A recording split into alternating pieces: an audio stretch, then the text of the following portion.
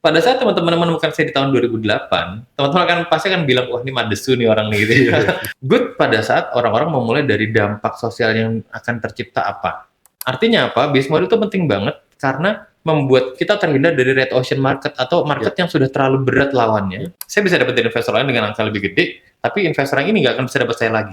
Minimal 3 itu aja kita pelajari. Ada C2C dan segala macam. Tapi kita B2C, B2B, B2G. Masing-masing punya karakteristiknya masing-masing karena kami menjalankan semuanya dari awal.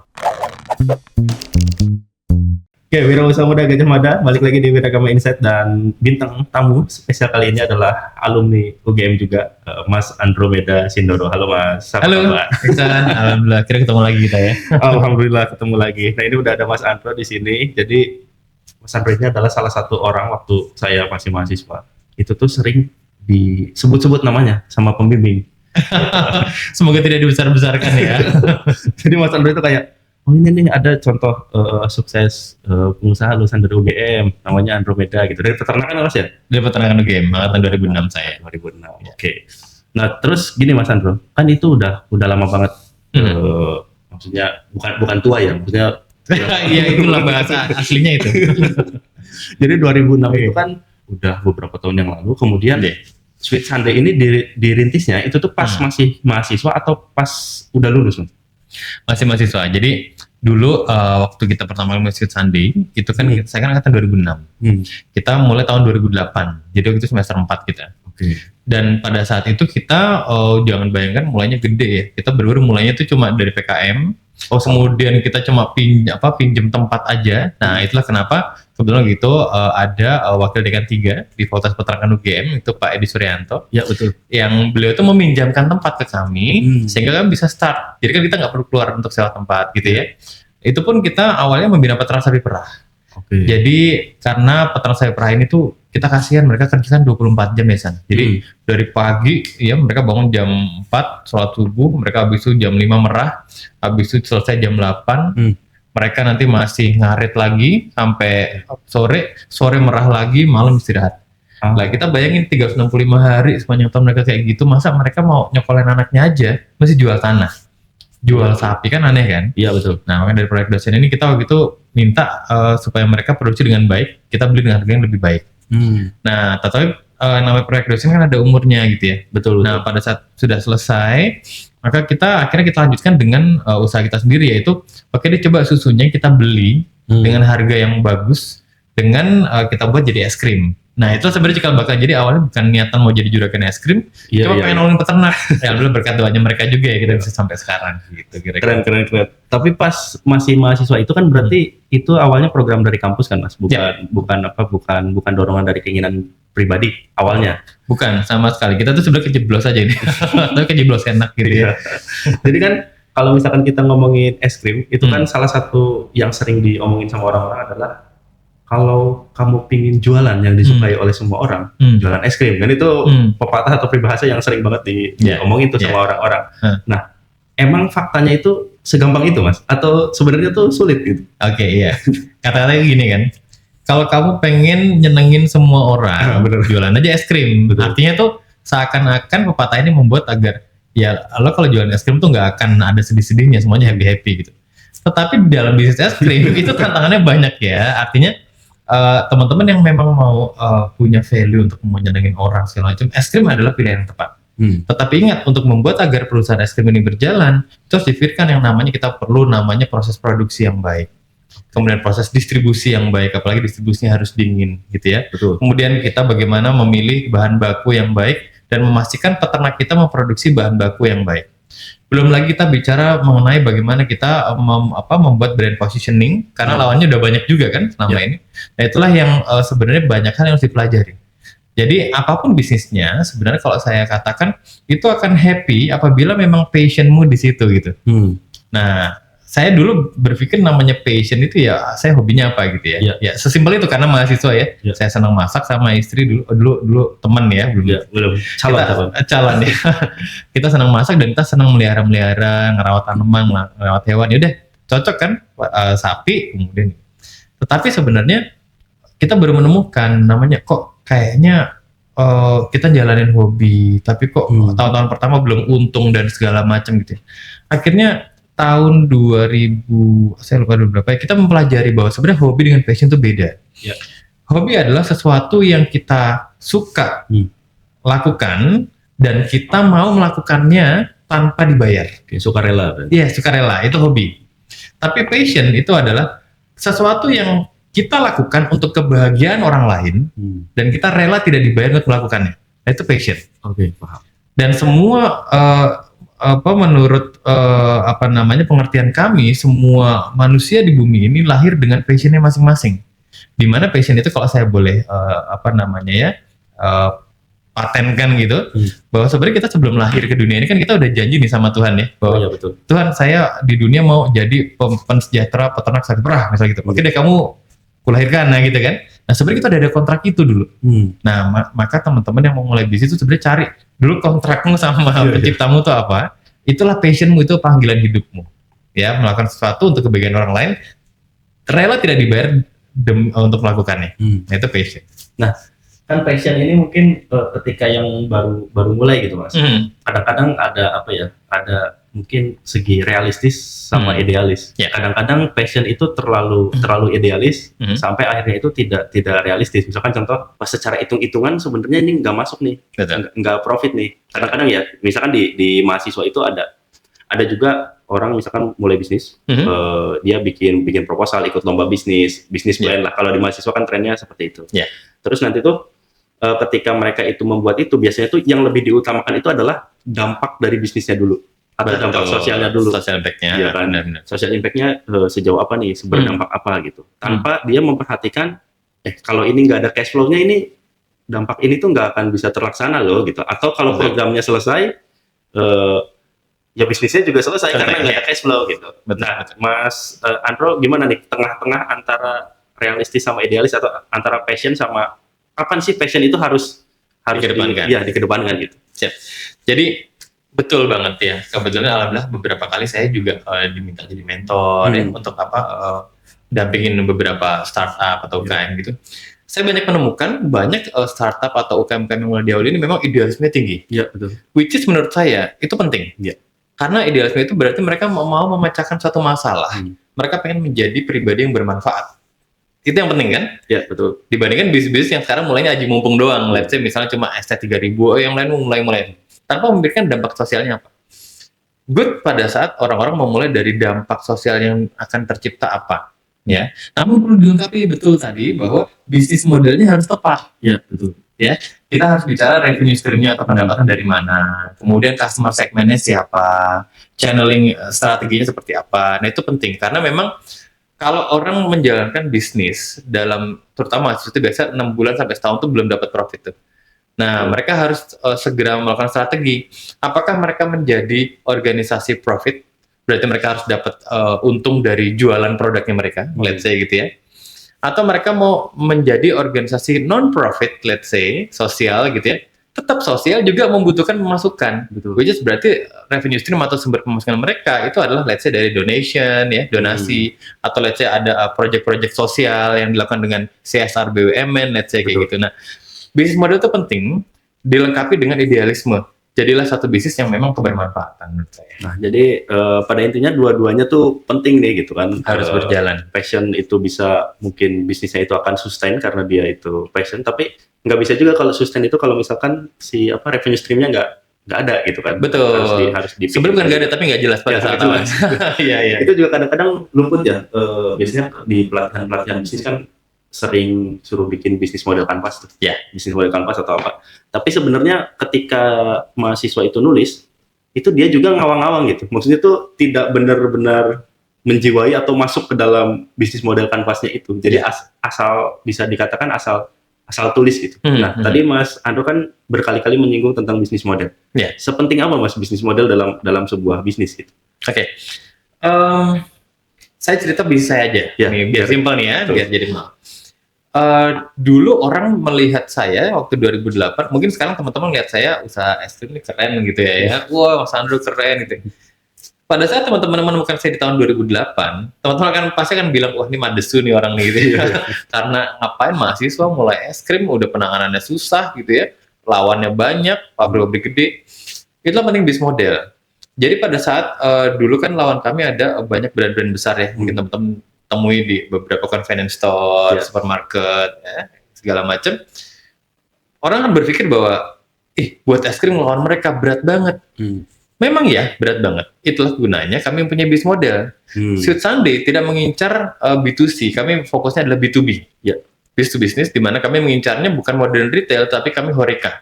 Hotel, restoran, cafe, catering.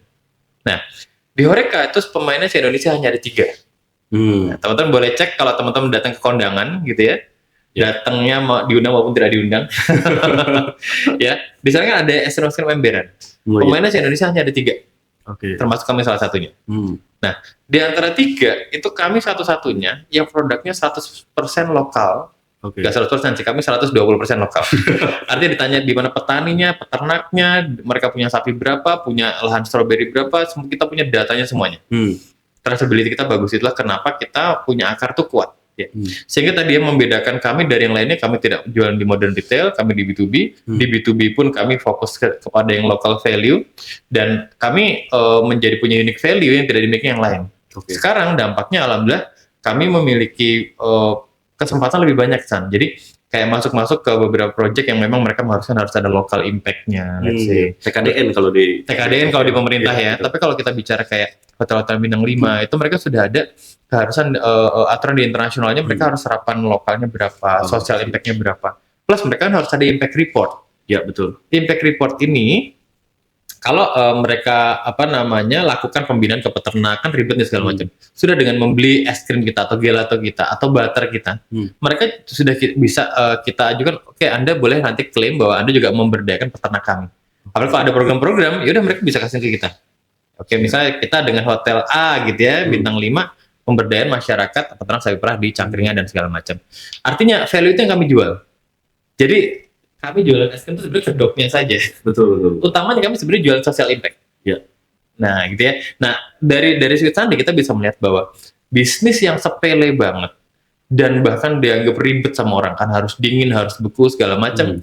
Kami bisa berkembang, bukan hanya bertahan ya, 17 tahun ini. Dan bahkan kami sekarang sudah bisa ekspor ke Dubai sama ke Saudi. Artinya apa? Bisnis model itu penting banget karena membuat kita terhindar dari red ocean market atau market yang sudah terlalu berat lawannya, menjadi market yang lebih ringan dengan cara kita entah create the market atau setidaknya marketnya kita cari yang memang tidak banyak yang masuk ke sana. Mungkin ribet, mungkin untungnya kecil, tapi kalau receh-receh dikumpulin lama-lama miliaran juga gitu ya. Nah, itulah kenapa bisnis model penting. Oke, menarik banget tadi. Terus juga berarti kan bisnisnya Sweet Sunday ini dari hulu hilir kan, tadi udah dijelasin dari mulai peternak gitu, petani, kemudian sampai diolah, kemudian nanti disebar ke konsumen. Jadi mungkin ini juga menarik ya, karena Mas Andro itu bisa dibilang menguasai supply chain-nya dari tadi hulu sampai hilirnya tuh udah terpetakan dengan jelas. Itu jadi value yang unik juga.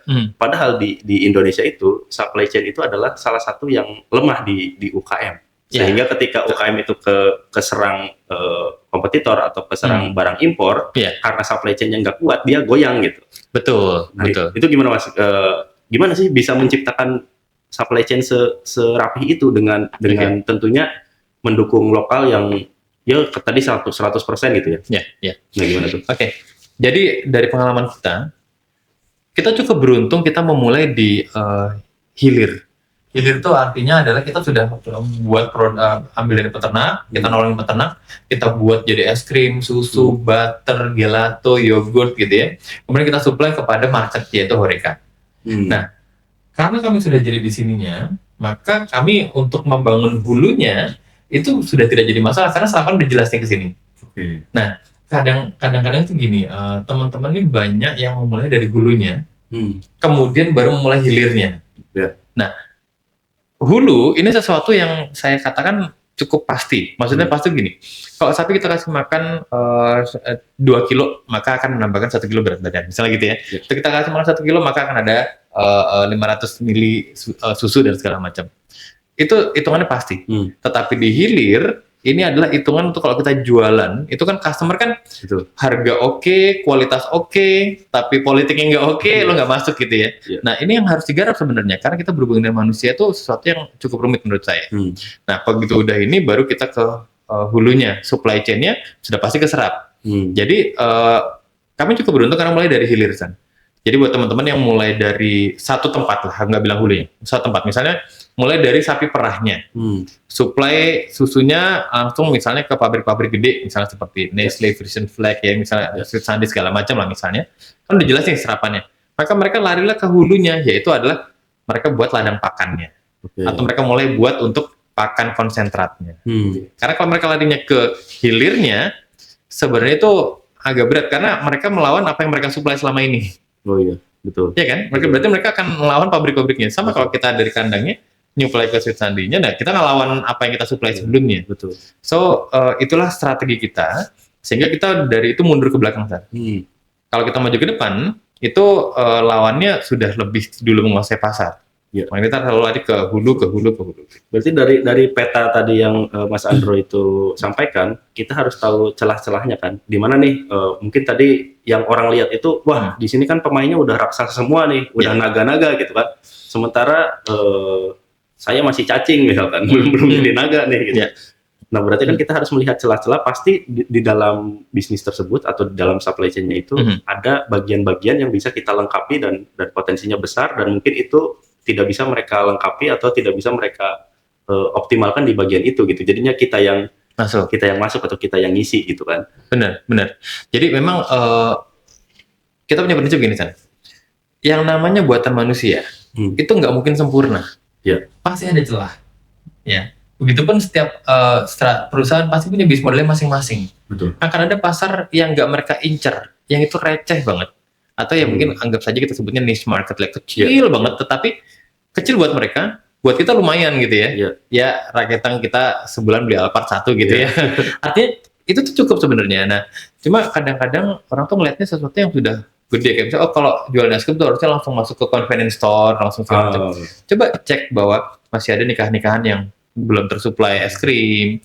Misalnya salah satu yang menarik nih tentang MBG ya. MBG itu di yang kami supply ya, ada beberapa tempat di Jateng DIY. Itu beberapa kan semuanya susu. Betul. Ada hari-hari tertentu mereka ordernya es krim. Supaya apa? Supaya anak-anak di sekolah ini juga dikasih tuh happy, MBG tuh ada es krimnya ya. Sehingga membuat permintaan anak sekolah ini positif. Ayo dong, lagi dong, ambil susu lagi dari ini dan segala macam. Nah, artinya celah-celah kayak gini tuh sebenarnya banyak sekali. Nah, bagaimana cara melihat celah-celah ini? Intinya satu, ya seperti kata-kata yang pernah kita dengar, manjada wajada. Siapa bersungguh-sungguh pasti diberi. Siapa kita fokus sama bisnisnya pasti bisa ngeliat celah itu. Tapi kalau dia bisnisnya 3 bulan kayaknya nggak untung ya, gue pindah lagi. Nah itu dia nggak akan dapat apa-apa. Dan kalau kita tahu nih di luar negeri ya, masih di luar Indonesia, itu orang kalau udah punya satu bisnis akan positif terus. Betul. Hidup mati dihajar terus, akhirnya baru generasi kedua, generasi ketiganya mereka akhirnya jadi raksasa banget. Nah, sebenarnya itu yang harusnya kita jalankan, bahwa apa yang mau kita berikan manfaatnya bagi lingkungan, kita buat bisnis modelnya, jalankan. Percaya aja kalau emang ini bagus menurut insting kita dan menurut data terusin aja. Mungkin dalam 6 bulan setahun belum terwujud. Begitu udah 2 tahun pasti akan kelihatan hasilnya. Jadi memang harus fokus dan jadi profesional di bidangnya. Tadi kan menarik banget yang dibahas Mas Andro itu udah menurut saya sih lengkap. Jadi secara bisnis itu udah benar-benar solid, fondasinya juga kuat. Alhamdulillah. Nah jadi kadang-kadang ya, ketika ini juga kelemahan ya, ketika orang itu punya bisnis yang udah bagus, kemudian juga udah terbentuk, marketnya udah ada, mereka tuh lemah dalam menuangkan apa yang mereka lakukan itu tuh ke dalam tulisan gitu. Kadang-kadang kan namanya kita itu bisnisnya itu mulai bertumbuh. Ada suatu ketika kita tuh butuh pitching, butuh bikin bisnis plan yang bisa dimengerti oleh tim misalkan, butuh annual report mungkin, atau bikin target tahunan mungkin, annual meeting gitu. Nah, Mas Andro ini kan jago juga nih bikin-bikin yang kayak gitu, bikin proposal bisnis, bikin plan, kemudian action plan mungkin, kemudian juga bikin pitching, deck pitching. Nah, gimana Mas bisa dari yang tadi itu banyak banget, serumit itu, terus dituangkan ke dalam sebuah tulisan atau dalam sebuah presentasi yang itu tuh mudah dipahami oleh audiens gitu dari berbagai latar belakang yang berbeda. Aku pernah dengar satu pepatah yang ini menginspirasi aku ya. Jika kamu tidak bisa menjelaskan sesuatu dengan simpel, maka kamu nggak ngerti sebenarnya. Ya kan, artinya kalau kadang ribet ya, kita datanya banyak, kadang kalau misalnya UKM atau mahasiswa awal nih, kadang presentasinya tuh paragraf banyak banget gitu-gitu. Berarti sebenarnya kamu nggak ngerti apa yang mau kamu jelasin. Oke. Nah, itulah kenapa dalam kita tadi bicara pitching ya. Pitching ini kan kita presentasi 1 menit kalau di target kita ya. Beberapa 3 menit. Tapi kalau di kami 1 menit. Karena emang kami pitching bukan kepada juri, tapi pada investor beneran gitu kan. Kadang-kadang mereka sambil jalan, sambil ke mobil gitu, terus pitching, harus bisa deal gitu ya. Nah, apa kunci-kuncinya dari pitching? Pertama adalah, saya selalu punya prinsip dalam membuat satu PPT pitching, misalnya gitu ya, atau presentasi pitching. Itu saya tidak pernah kasih huruf di bawah 32. Oke. Harus 32 atau ke atas. Nggak boleh lebih kecil dari itu. Jadi kalau ternyata banyak mau disampaikan, gimana? Buat itu jadi gambar. Oke. Kalau gambarnya nggak bisa terlalu ini, buat jadi video. Nah, jadi artinya tidak boleh ada huruf di bawah 32 di presentasi saya. Itu prinsip pertama. Kemudian, kalau itu tidak dalam bentuk PPT, kita harus ngomong dan itu mendadak, maka kita ingat kunci-kuncinya aja. Bahwa apa yang diinginkan, apa yang beliau ingin dengarkan, let's say aku presentasi tentang bisnis sapiku. Maka aku tinggal presentasi bagaimana cara bekerjanya, itu cuma sekitar 10 detik, kemudian 10 detik selanjutnya bagaimana mereka dapat profit dari ini, kemudian bagaimana program kita akan jual hasilnya kemana sehingga kita bisa dapat revenue dari mana. Udah itu aja. Begitu udah oke. Karena ingat yang namanya pitching itu sebenarnya bukan menjelaskan semuanya, tetapi menciptakan ketertarikan. Ya. Nah, terus tadi kan bilang ya nggak banyak orang bisa berpikir kemudian menuangkan dalam tulisan. Sebenarnya saya adalah salah satu orang yang tidak bisa menuangkan dalam tulisan. Makanya saya selalu pakai Google Voice. Jadi kita kalau ngetik tuh gitu kan. Kadang-kadang kalau kita buat proposal atau apa ya, buat kadang-kadang kan kalau organisasi-organisasi kayak di Belanda, dari Australia, kita sering akses ke sana kan mereka minta ada isian-isian esai itu banyak. Ya. Nah, saya tuh nggak bisa nulis. Ngetik juga nggak bisa. Karena idenya tidak ngalir aja. Lalu yang saya lakukan, saya pakai paling gampangnya pakai Google Translate gitu ya. Saya tinggal klik gitu, saya ngomong, ketik sendiri tuh. Kalau udah tinggal saya copy. Saya lebih jago ngomong daripada ngetik soalnya.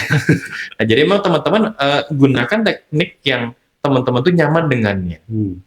Atau misalnya mas saya nggak jago teknologi, ya sudah ambil aja sekretaris gitu ya. Atau misalnya ada stafmu satu atau temanmu satu suruh ngetikin apa yang kamu omongin. Nah, jadi kadang ini tuh lebih keluar dengan ngomong daripada dengan ngetik atau nulis. Tapi ada juga orang yang nulis nih lebih bagus gitu ya. Ngomongnya belepotan. Iya, belepotan gitu kan. Nah, aku nih kebanyakan ngomong. Jadinya aku pikir aku punya kelebihan dalam hal ngomong, jadi aku tuangkan dalam bentuk omongan itu kan. Nah, biasanya tadi misalkan ketemu investor nggak sengaja deh mas. Mungkin tadi 1 menit gitu ya. Mungkin kalau di Shark Tank lah itu biasanya bahasanya, atau elevator pitch gitu ya. Nah, biasanya tuh kunci-kunci apa aja yang Mas Andro bilang ke mereka gitu untuk menjelaskan bisnisnya kan? Wah ini, waduh ada investor nih gitu kan. Kebetulan kita satu lift atau apa. Apa aja nih poin penting yang biasanya Mas Andro sampaikan gitu? Pertama, pada saat kita ngomong ke orang investor, itu kita dalam setidaknya 10 detik pertama harus clear kita tuh siapa dan apa yang bisnis kita. Pak, saya Andromeda, saya dari Sweet Sunday, saya punya dari produk, kita punya peternakan sampai pabrik. Clear, berarti lo adalah tukang es krim dan tukang sapi dah gitu. Nah, ya udah, gimana? Pak, ini kan kami punya project, misalnya kita sekarang kan lagi harus genjot pengadaan sapi karena MBG butuh sapi. Kemudian kita juga punya ini, kita sudah buat perusahaan di Australia Pak, kita nanti juga akan mengimporkan sapi gini. Nah, kita butuh dana tuh sekitar sekian. Nanti kalau udah kita akan bisa pengembalian sekian persen misalnya gitu ya, atau profitnya bisa sekian persen dalam sekian tahun. Nah, kalau boleh saya izin kapan boleh mendalami ini. Dah, jelaskan, bisnisnya ini, kebutuhan lo sekian, buat apa kebutuhannya, kemudian dalam berapa lama gitu ya. Sudah, kasih kartu nama. Target itu dong. Jadi dalam waktu 1 menit itu udah clear tuh semua yang disampaikan. Betul. Nah, biasanya ada juga tipe kita ngomong mahasiswa ya, karena di UGM kan sering juga ada acara pitching gitu, yang dimana dia tuh pingin menyampaikan semuanya gitu. Contoh misalkan, sekarang ada pitching nih, besok waktunya misalkan 3 menit, kemudian 5 menit tanya jawab, 3 menit pitchingnya, atau misalkan ekstrimnya lagi tadi pitchingnya 1 menit, kemudian habis itu tanya jawab 5 menit. Biasanya kan ada kayak gitu ya, ada rules seperti itu. mereka tuh panik loh, aduh 1 menit ngomong apa gitu kan, atau 3 menit ngomong kan, pada panik seperti itu. Yang mungkin benar kata Mas Andro tadi, sebenarnya tuh mereka tuh tidak menguasai bisnis mereka, sehingga mereka tuh bingung apa aja sih yang bisa menarik investor. Tapi kalau tadi dengar penjelasannya Mas Andro, itu tuh dari penjelasannya Mas Andro itu udah clear, saya siapa gitu, atau kamu siapa, mau ngapain datang ke sini, terus kepentingannya apa, butuhnya berapa, itu kan clear gitu ya. Terus betul. Untungnya buat saya apa? Dalam 1 menit itu kan Mas Andro bisa menyampaikan itu dengan baik, tanpa saya itu yang mendengar tuh bingung, ini orang mau ngapain sih gitu. Nah, kadang-kadang ada tipe orang yang pitching, dia udah pitching 1 menit, 2 menit, 3 menit, tapi bahkan saya pun belum ini jualan apa sih? Iya. Atau revenue streamnya dari mana gitu kan? Iya. Kan ada kan yang tipe kayak gitu. Banyak, dia udah pitching bermenit-menit, tapi sampai tengah-tengah tuh kita masih bingung, ini yang dijual apaan sih kayak gitu. Oke. Mas Andro sebagai, kan tadi sering jadi mentor segala macam juga, pernah nggak ngalamin kayak gitu? Sering ya, makanya saya tuh kadang gini, terutama kalau biasanya kan kadang kan kalau lomba pitching kan nggak setega itu ya, 3 menit lah aja, nggak 1 menit kan. Saya tuh selalu bilang ke mereka, pokoknya dalam 3 menit itu, 30 detik pertama itu harus clear kamu siapa ngapain. 3 detik loh, nggak 10 detik nih kan. Kalau itu udah clear, baru ntar kita bicara deh, oh ternyata Indonesia masih impor susu sekian triliun per tahun, peternak banyak belum sejahtera dan segala macam. Jadi harus dapetin itunya. Karena kebanyakan, apalagi ini nih, buat teman-teman yang usahanya itu sangat inovatif sekali. Ya. Terkadang sampai terakhir itu kita belum tahu produknya apa. Iya, betul. Iya kan? Apakah produknya itu ada di jualan pupuk misalnya, atau dia jual pemberdayaan, ataukah dia ini sebenarnya menjual satu branding kah? Nah, kita belum tahu. Atau mungkin jasa branding. Jadi harus clear dalam 3 detik pertama. Dapat duit dari mana, lo apa, bisnisnya apa, dah. Nah, baru kita bicara yang lainnya. Nah, memang butuh pengalaman. Artinya gini, saya pun pertama kali presentasi kayak semuanya harus disebutin. Tapi pada saat kita sudah beberapa presentasi, apalagi di rumah kita sering ngobrol sama kaca gitu ya. Jadi kaca tuh bosen lihat saya mungkin tiap hari. Kita jadi tahu apa yang sebenarnya harus disampaikan. Oh, ternyata dia butuh tahu nih usahaku apa. Jadi dia kita dapat duit dari mana. Kemudian kalau kita mau mengembalikan ke dia, atau misalnya tingkat pengembaliannya itu kira-kira berapa persen sih dalam berapa tahun misalnya proyeknya gitu ya. Oh, baru akhirnya kita pilah-pilah. Kita perbaikin lagi decknya sampai akhirnya deck itu udah ada di sini. Sehingga nggak perlu presentasi lagi, nggak perlu PowerPoint lagi, kita sudah bisa jelasin. Ya. Gitu. Jadi sekarang nggak heran sih kenapa Mas Andro itu bisa juara di beberapa kompetisi yang bergengsi gitu lah. Bukan kelasnya itu bukan lagi di kampus atau regional, tapi memang udah nasional bahkan internasional gitu. Jadi dari tadi penjelasannya Mas Andro kan itu udah jelas banget sebenarnya bahwa Mas Andro tuh tahu untuk gimana caranya pitching yang benar, pitching yang baik, apa aja yang dibutuhkan oleh investor, terus semua yang Mas Andro sampaikan itu memenuhi ekspektasi dari audiens sama juri gitu. Iya. Nah, tadi yang mungkin ingin saya tanya lagi ke Mas Andro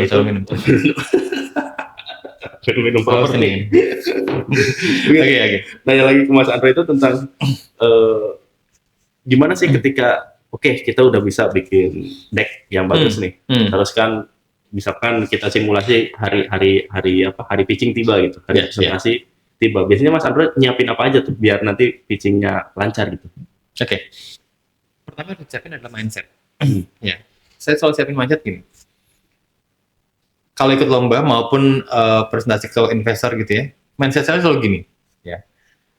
Kalau sampai saya nggak menang lomba ini, berarti yang rugi siapa? Saya udah berusaha nih, saya nggak menang kompetisi A misalnya, yang rugi siapa? Ya diri sendiri harusnya. Kalau buat saya, yang rugi adalah perusahaannya, karena dia nggak akan dapat saya sebagai ambasadornya dia. Oke, paham. Sedangkan saya bisa jadi menang di tempat lain dan bisa jadi ambasadornya yang lain. Oke. Ya, saya selalu punya mindset kayak gitu. Jadi kalau saya sampai pitching ke investor atau pitching ke dewan juri, kalau saya sampai nggak dapet investnya, berarti yang rugi investornya, bukan saya yang rugi. Iya. Saya bisa dapetin investor lain dengan angka lebih gede, tapi investor yang ini nggak akan bisa dapat saya lagi. Oke. Sehingga, kepedean memang harus pede. Karena pada saat kita nggak pede presentasi, selalu pikirannya kan gini, wah kalau aku nggak menang, aku nanti rugi ya, gitu. Kita jadi kecil hati, sehingga apa yang mau kita sampaikan tuh kadang jadi nggak keluar. Ya. Jadi perlu agak sok pede kayak gitu supaya kita pede. Nah, pada saat kita udah pede banget, maka kita bisa nata kata-kata dan intonasi, kecepatan bicara, dan poin yang akan disampaikan semuanya bisa jelas. Nah, begitu mindsetnya udah, maka kita nanti akan bicara tentang aksi panggung. Ya, dalam aksi panggung itu nanti kita akan kelihatan bahwa kita nih bisnisnya sejalan apa atau sebagus apa, itu representasinya adalah Anda. Ya, jadi pada saat kita ke depan, bisnis kita bagus banget nih, tapi kita ngomongin, bagi Bapak Ibu perkenalkan nama saya, maka kan wah ini kayaknya nih kurang kuat nih ya. Tapi banyak orang yang pede banget segala macam, wah kelihatan keren, tapi ternyata bisnisnya nggak bagus-bagus amat. But at least mereka menang di depan dulu. Nah, banyak kan lomba-lomba yang kadang-kadang pemenang itu habis 3 bulan kemudian hilang bisnisnya gitu. Betul. Ya kan mereka jago presentasi. Which is sebenarnya ayo teman-teman yang bisnisnya bagus, belajarlah presentasi yang bagus supaya kamu aja yang dapat duit. Jangan orang-orang yang kadang-kadang bisnisnya nggak jelas ini gitu ya. Nah, pada saat kita sudah berjalan, maka aksi panggung seperti gunakan panggung kanan, kiri, semuanya. Kemudian gunakan tangan, muka, lihat mata, itu tuh penting semua. Jadi memang beberapa tuh banyak yang datang ke tempat saya, terutama kalau ada lomba-lomba gede nasional gitu ya, lolos ke Jakarta gitu pasti datang ke rumah tuh minta ini, karena memang sebenarnya saya ini lebih kepada jago menyampaikan. Saya berbagi tugas dengan istri saya, yang banyak handle bisnis itu istri saya. Di operationnya. Ya, jadi memang akhirnya kita bareng-bareng. Alhamdulillahnya bisnis kami jalan dengan baik, saya jago presentasi dengan baik. Nah, jadi alhamdulillah tersampaikan nih San. Nah, jadi memang kalau teman-teman misalnya bisnisnya sendiri nih nggak sama istrinya, ya berarti dirimu harus bisnisnya emang jalan running well, berarti manajemennya harus kebentuk dengan baik. Karena nggak mungkin kamu jalan di bisnis sendiri gitu kan. Betul. Dan belajarlah juga mempresentasikan bisnismu dengan baik, sehingga kamu bisa dapat banyak kepercayaan, tidak hanya investor ya, tapi kadang-kadang mungkin project juga ya, kayak kita dapetin project-project yang gede dari beberapa perusahaan-perusahaan otomotif. Kita supply kayak ini juga, apa kayak susu-susu gelas itu ke pabrik-pabrik otomotif, terus satu hari mereka order 25.000 cup gitu. Bayangkan untuk meyakinkan mereka kan tidak mudah. Betul. Presentasi yang baik, cara yang baik, kemudian politik penjualan yang baik, itu harus dilaksanakan semua. Kungfu. Iya, gitulah kira-kira ya. Buat teman-teman yang udah ngerti B2B ya. Tapi emang semua itu harus dijalanin dan harus seimbang semuanya. Dan mungkin ini ya Mas, B2B itu nggak bisa kayak sekali ketemu langsung deal gitu. Kayak harus ada beberapa kali pendekatan, PDKT dulu lah. Betul. Kalau pacaran tuh kan mungkin PDKT dulu, sampai akhirnya deal mereka itu mau order ke kita, itu kan nggak sebentar, beda sama mungkin yang B2C ya, sekali ketemu order selesai pulang. Benar. Repeat order atau nggak tahu lah gimana nanti gitu. Betul. Kalau B2B nggak bisa hari ini ketemu terus besok deal atau besok ada project, itu jarang sekali kan Mas. Betul. Jadi ini istimewa teman-teman, teman-teman harus memilih di mana bidang yang akan digeluti, apakah B2B, B2C atau B2G gitu ya. Minimal 3 itu aja kita pelajari. Ada situasi dan segala macam. Tapi kita B2C, B2B, B2G. Masing-masing punya karakteristiknya masing-masing. Karena kami menjalankan semuanya dari awal. Pertama kali kami B2C. B2C ini kita dapat harganya kan full. Tetapi orang tuh paling order setahun, let's say 6 kali, 8 kali gitu kan ya. Karena nggak mungkin juga orang tiap minggu nikahan gitu kan. Jadi customer B2C itu pasti mereka ordernya sekali doang, tapi harga kita full. Which is kita main dari harga, tidak bisa main dari volume. Biasanya kalau B2C. Kalau B2B itu strategi udah beda lagi nih. Karena strategi B2B itu kita berburu kontrak, kalau di kami ya. Kami berburu kontrak tuh bulan November sama Desember. Oke, akhir tahun. Wah, itu kami berburu kontrak ketat, kita datengin semua servis, semua kita dapat kontraknya. Dah Januari sampai Oktober kita tinggal duduk aja tenang, order udah masuk dulu. Sekarang udah kontrak setahun kan. Tetapi ngedilkan kontrak ini, wah itu servisnya harus bener, produknya harus mumpuni, jangan sampai ada kompetitor yang mereka, karena ada salah satu nih, ini cerita B2B dulu nih ya, ada salah satu customer kami sebutnya gitu, kami udah bagus nih, harga masuk, kualitas masuk, pelayanan bagus, wah pokoknya udah bagus semuanya, udah oke. Kita sudah akan kontrak di hari Jumat pada saat itu. Ya. Ternyata kita udah pegang semua nih, kepala koperasinya udah, manajer perusahaan udah segala macam. Nggak taunya H-2 itu tiba-tiba si sekretaris koperasi pegawainya itu dikasih iPhone baru sama kompetitor kita. Langsung dibuatin kontrak gitu. Gagal kita langsung. Oke. Padahal sesungguhnya jadi artinya memang itu B2B ya. Ya. Harus agak krusial dibandingkan bagian itu kalau kontrak udah jadi kita aman. Nah, mendilkan kontrak ini yang harus butuh servis dan segala macam. Nah, itu B2B. B2G sama tantangannya juga berbeda. Tantangan B2G itu tidak hanya kita membuat produk kita bagus, tetapi bagaimana produk kita match dengan kebutuhan dari government. Ya berarti nanti harus ada, let's say TKDN-nya harus sekian persen, kan 40% minimal ya. Kalau di kami semuanya 95% ke atas, jadi alhamdulillah kita aman. Kemudian nanti juga harus supply-nya harus bisa ini, pembayaran harus bisa di tempo sekian, misalnya kayak gitu-gitu.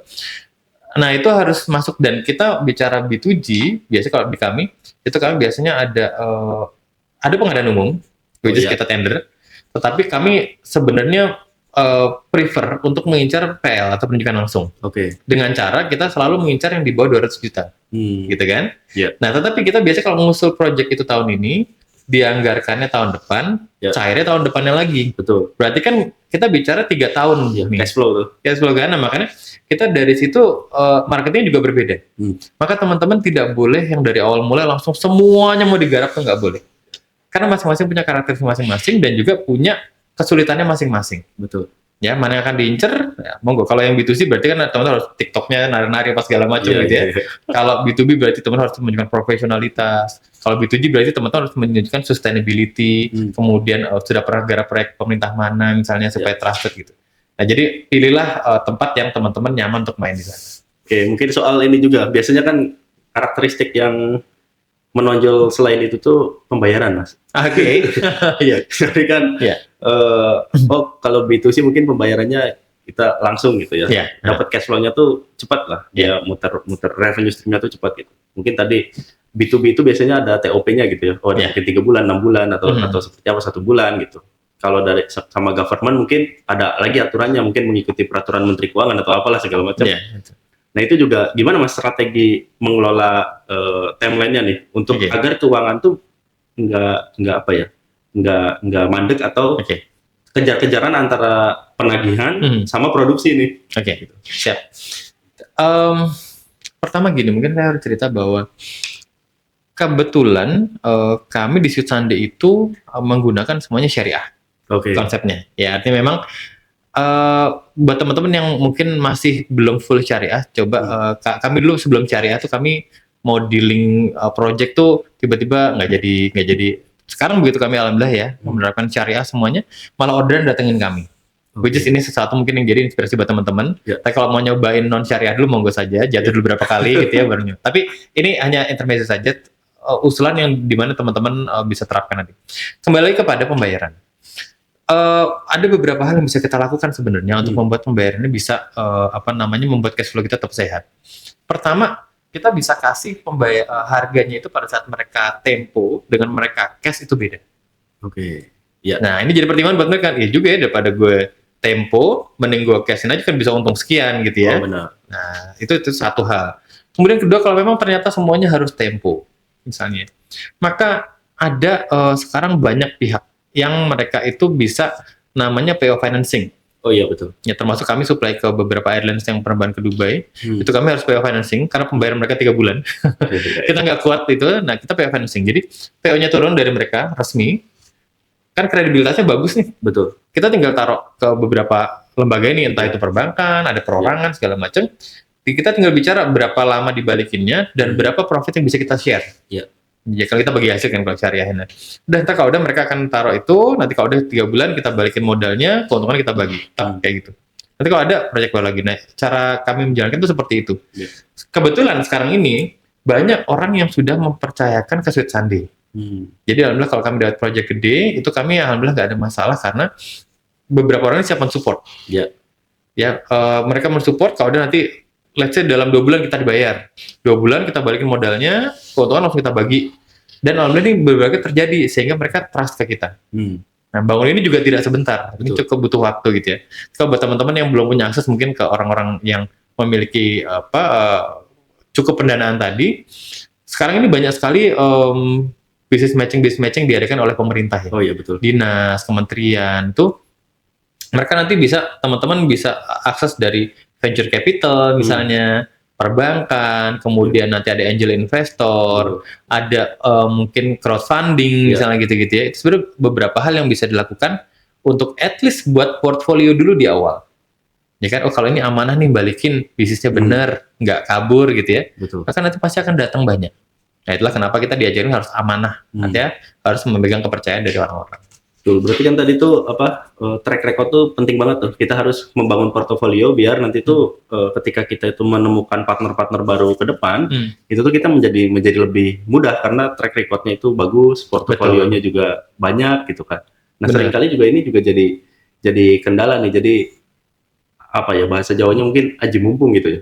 Iya. Begitu dapat proyek besar, wah langsung kalap gitu, lupa diri.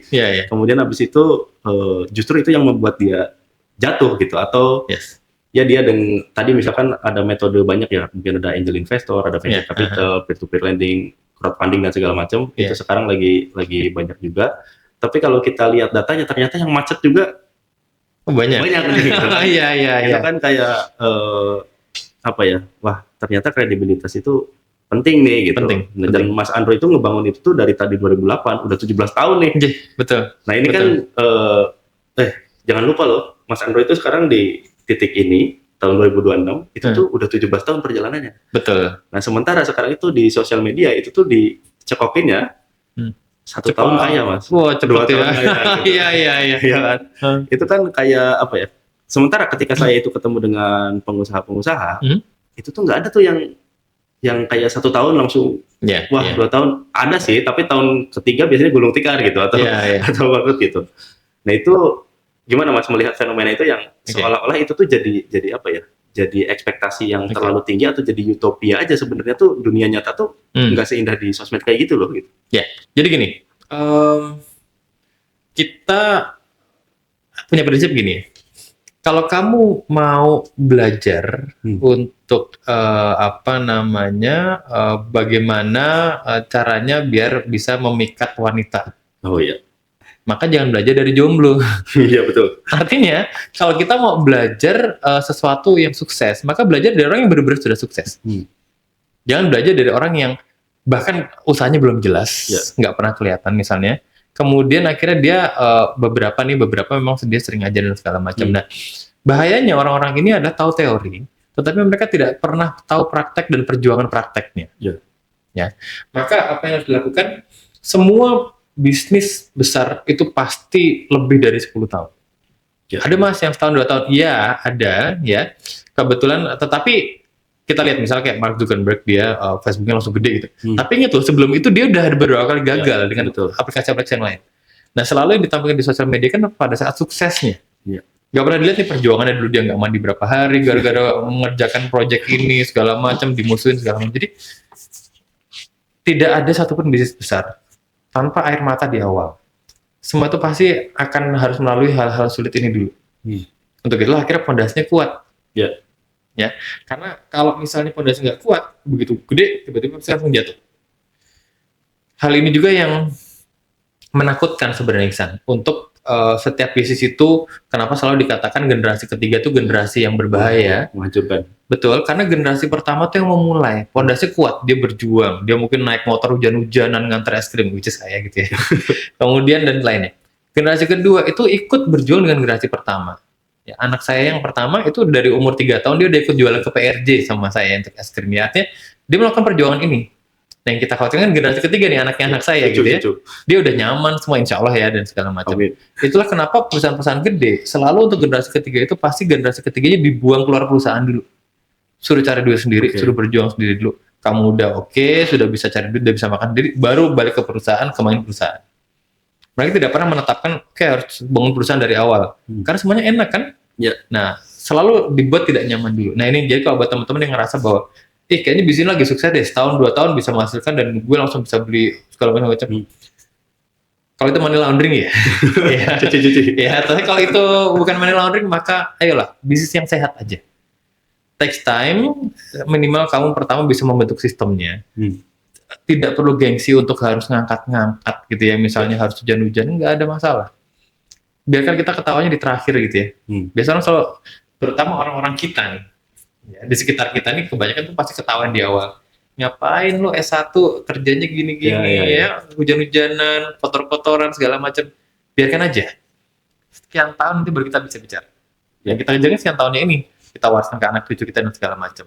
Ya karena berhubungan juga dengan aji mumpung tuh saya banyak sekali mendapatkan pengalaman menarik nih San. Jadi kayak kita Sweetan kan selalu improvisasi, kita selalu buat produk baru, strategi baru, apapun kita baru.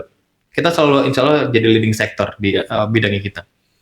Orang yang lihat kita itu pasti gampang ya buat es krim cuma tinggal gitu doang gitu terus ini akhirnya buat. Apa yang terjadi begitu mereka mengalami di jalan namanya es krim gampang cair, ada pembeli yang nggak mau bayar segala macam. Nah akhirnya mereka discontinue. Betul. Nah ini menyebabkan akhirnya bisnis seperti kita nih, seperti segala macam dinilai, wah ini orang UKM mah nggak continue kalau supply es krim dan segala macam. Termasuk MBG sekarang nih. Begitu kita pertama kali produksi susu dalam botol dan dalam cup dibekuin, pertama kali, alhamdulillah kami langsung di-launching sama Pak Wapres. Yang minum langsung Pak Wapres. Jadi viral tuh. Nah sekarang banyak nih yang buat susu kayak gitu.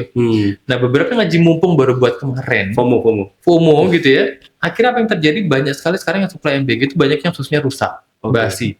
Karena mereka tidak punya sertifikat HACCP, penanganan yang baik segala macam. Sedangkan kami lengkap, HACCP, ISO 9115, 22000 ya, BPOM, halal, NKV, semua ada. Apa bedanya? Mereka banyak yang rusak ini menyebabkan ini susu kalau nggak UHT mah nggak akan bisa supply MBG, merepotin aja. Kami sekarang supply ada 47 dapur, satu dapurnya pesannya minimal 3.500 per hari. Which kan buktikan bahwa ayo Sweet Sunday dengan susu pasteurisasinya bisa lakukan. UKM yang lain ayo dengan sertifikat yang lengkap dan pemahaman yang baik bisa. Nah, jangan dong yang gede-gede ini cuma karena aji mumpung langsung buat tapi tidak mau tanggung jawab. Ya, betul. Karena ingat, apa yang diaji mumpungkan orang-orang gede ini itu akan merusak ekosistemnya. Ya, sehingga produk yang lain akan kena imbas yang sama. Itulah kenapa setiap produk ya Sweet Sunday dan segala macam tuh harus punya value dan kredibilitasnya, sehingga kalau yang lain mungkin rusak, Sweet Sunday ini udah pasti bagus. Ya. Nah, branding harus dibentuk memang. Ya jadi memang hak bayarnya aji mumpung tuh karena mereka tidak bersungguh-sungguh. Hanya karena kok kayaknya lagi tren ini, aku bisnis ini deh. Yeah. Nah itu yang bahaya. Harus bersungguh-sungguh dan harus nyemplung sedalam-dalamnya. Jadi nggak boleh cuma di permukaan doang untuk berbisnis. Bener banget tuh, zaman sekarang itu banyak banget yang FOMO gitu. FOMO plus serakah kalau tadi yang Mas Andro serakah gitu. Iya. Udah FOMO serakah lagi gitu. Betul. Nah terus tadi juga Mas Andro nyinggung kan soal pas merintis prosesnya kemudian segala macam, ngapain lulusan S1 gini-gini nih. Jadi saya pernah dengar juga nih ada obrolan di warung kopi gitu. Terus ada bapak-bapak ibu-ibu lagi pada ngobrol gitu kan. Wah, anaknya si Pak Anu, si Bu Anu udah dikuliahin S1 malah pulang ngangon kambing, bukannya kerja di bank segala macam. Saya pikir di otak saya, wah ini kan bukannya lulusan peternakan. Bener dong kalau misalkan ngurusin kambing gitu. Nah, tapi kadang mindset di masyarakat kita juga terlahir seperti itu gitu. Betul, bahwa kalau misalkan lulusan ke universitas, kalau misalkan apalagi di desa-desa mungkin itu tuh ya kerjanya harus kantoran gitu. Betul. Nah, harus berseragam gitu. Nah, gimana Mas Andro memandang fenomena ini nih, mungkin yang kadang-kadang terjadi kayak gitu. Ya. Pertama memang gini ya, masyarakat kita itu lebih pintar ngejudge daripada melakukan, ya. Jadi kalau kita memproduksi banyak komentator, wah itu Indonesia jagonya, ya. Betul. Kayak Indonesia nih, banyak negara tuh jago memproduksi komentator, kayak komentar. Tetapi itu dia, sedikit orang yang mau bertahan dengan gebukan semua ini untuk akhirnya berhasil. Nah orang-orang inilah memang orang-orang yang terpilih. Maksudnya gini, kalau memang seseorang punya impian masing-masing. Sama loh, saya produksi es krim ini. Menurutmu aku didukung sama orang tua aku nggak awalnya? Harusnya sih enggak ya, rata-rata sih enggak. Awalnya enggak, ngapain ya satu bisnis es krim gitu kan? Sama, tetapi kita coba yakinkan. Akhirnya sekarang ini alhamdulillah bapak ibu saya itu justru yang mensupport sekali untuk usaha peternakan ini. Akhirnya kita kemarin bangun kandang, itu yang ngawasin bapak saya. Karena dulu beliau konstruksi, dan itu dibayar profesional juga ya oleh saya. Yang dulunya menentang justru sekarang malah jadi paling mensupport di garda terdepan. Mereka bantu nawar es krim kemana-mana, let's say segala macam ya. Nah, jadi buat teman-teman nih yang memang di stereotipnya digituin, biarkan aja anjing menggonggong, kafilah pasti berlalu. Artinya harus belajar untuk tutup kuping di Indonesia nih. Di luar negeri orang sudah terbiasa untuk tidak ngejudge kayak gitu ya. Iya. So udahlah, lu bisnisnya apa, jalankan. Sehingga di luar negeri itu banyak sekali bisnis profesi-profesi itu bermacam-macam. Ada musisi, kemudian ada penari, Betul. kemudian nanti ada pekerja bangunan, let's say, kemudian ada lagi yang dia ini khusus untuk menjahit dan segala macam. Di Indonesia kan bank semua. Kalau nggak bank lo nggak sukses gitu ya. Iya. Nah ini yang harus kita mempunyai sifat untuk ayo berani untuk ambil jalan sendiri. Ya karena kalau kita nggak berani ambil jalan sendiri, kita akan ikut pada kerumunan, di mana kerumunan ini ya kita tahu sebagian besar masyarakat kita akhirnya pendapatan dari pinjol dan judol gitu ya. Betul. Nah kita kan nggak pendapatan kita dari situ. Mendingan pendapatan kita dari jual kambing 2, tetapi akhirnya dalam setahun bisa beli Alphard 1, let's say gitu ya. Tapi kan butuh dikata-katain dulu nih. Ih kotor, bau dan segala macam. So lewatin aja ini semuanya. Ya karena kalau nggak dilewatin ya Anda akan ikut kerumunan yang umum, dan umum ini semua pasti pendapatan dari pinjol, judol dan segala macam, dan terikat dikejar-kejar debt collector dan segala macam. So harus berani ambil jalan sendiri supaya tidak ikut kerumunan yang selama ini mungkin kita tidak pengen menjadi mereka ya, tidak pengen punya hutang, tidak pengen punya dikejar-kejar debt collector dan segala macam. So berani untuk ambil langkah sendiri. Oke. Wah, ternyata udah 1 jam, Mas. Oh iya, coba ya. Paling deh untuk nyambung itu sebagai apa ya? Sebagai penutupnya mungkin nanti buat teman-teman wirausaha muda Gajah Mada juga. Jadi kan tadi perkataan orang itu kan mungkin pasti masuklah ke kita saat kita merintis gitu, yang nggak enak segala macam. Nah perkataan itu sekarang tuh bukan hanya di dunia nyata, tapi di dunia maya juga netizen ikut komentar gitu kan. Ditambahin buzzer gitu. Benar netizen. Oke. Udah netizen ditambahin buzzer lagi makin banyak. Nah kadang-kadang teman-teman adik-adik kita yang masih mahasiswa nih, yang sekarang baru pada mulai bisnis, itu tuh malah fokusnya itu ke komentar netizen tadi. Contoh misalkan dia posting ada komentar jelek, postingannya di take down, posting view-nya sedikit, terus postingannya dihapus, like-nya sedikit, dia ini. Jadi apa yang mendrive mereka tuh justru adalah perkataan orang atau ya komentar orang tentang kita gitu. Nah, mungkin pesan Mas Andro sebagai penutup buat mahasiswa yang sedang terinfeksi penyakit seperti itu gimana deh? Siap. Ya terutama buat teman-teman yang akan punya startup atau perusahaan. Ini dari dasar pengalaman saya. Rahasiakan apa yang akan kamu rencanakan sampai itu benar-benar berhasil dulu. Ya. Dulu waktu 2018 2019 gitulah. Kan tuh lagi IG lagi kenceng-kenceng itu ya kan. Itu apapun saya laporin. Rapat dengan Pak Menteri laporin gitu. Apa yang terjadi, proyek saya tuh semuanya gagal. Akhirnya akhir-akhir ini kami hanya cerita sesuatu yang happy aja sebenarnya ya, sepele mungkin sekedar main sama anak apa segala macam. Proyek-proyek kami nggak pernah kami share. Artinya apa yang terjadi, semuanya jadi. Impor sampai jadi, kandangnya jadi, semua jadi. Artinya apa? Orang itu lebih senang melihat kita jatuh daripada kita happy. Ya, maka itulah kenapa banyak orang-orang sukses nggak punya IG, ya betul, nggak punya FB.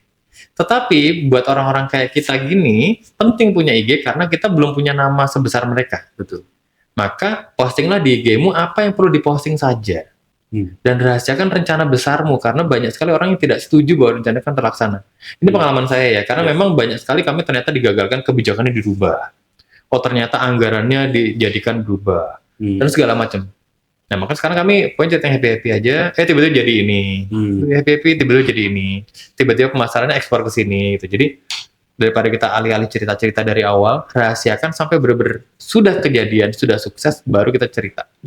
Ya itu saran saya buat teman-teman. Dan kalau sampai ada komentar-komentar yang miring negatif gitu ya, bayangkan saja teman-teman tuh suatu saat akan jadi presiden.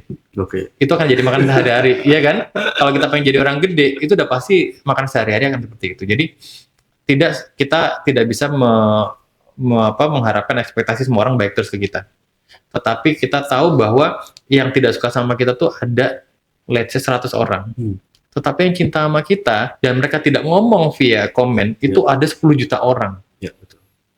So pahamilah itu teman-teman, tetaplah optimis dan apapun impiannya kejar terus, karena teman-teman semuanya dengan berbuat baik dan membuat kebaikan seluruh dunia itu pasti didukung oleh semesta, di mana Tuhan pasti mendukung dengan caranya sendiri. Ya, sehingga percaya diri aja, setiap memberi manfaat jalan terus. sampai sukses. Menarik sekali. Itu dia dari bintang tamu spesial kita, Mas Andromeda Sindoro, pemilik dari Sweet Sunday es krim. Jadi kehidupan sebenarnya itu di dunia nyata, bukan di dunia maya. Sampai ketemu di episode berikutnya. Bye-bye.